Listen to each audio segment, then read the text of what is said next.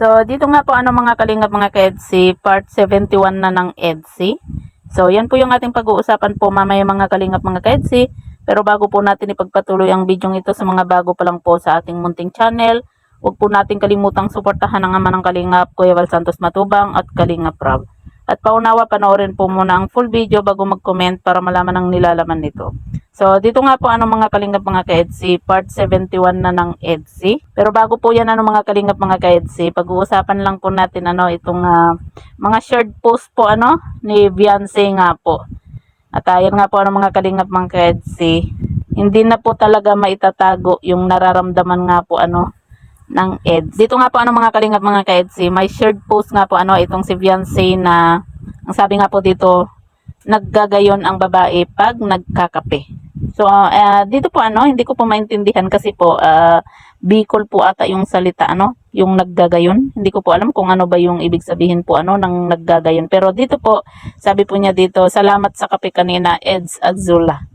Tapos dito naman po mga kalingap mga ka-EDSI, napakomment din po itong si Kalingap Edu dito nga po sa short post po ni Beyonce.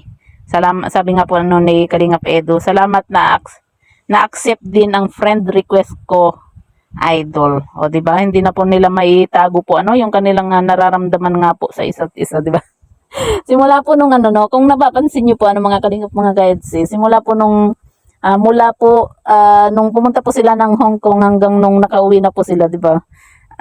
Yung talagang hindi na po nila naitatago yung kanilang nararamdaman. Talagang lagi na pong may mga ganitong post, shared post po itong si Beyonce. Tapos itong si Kalingap Edo na ipopost na din po niya itong si Beyonce nga po, yung picture po nila ni Beyonce, o di ba?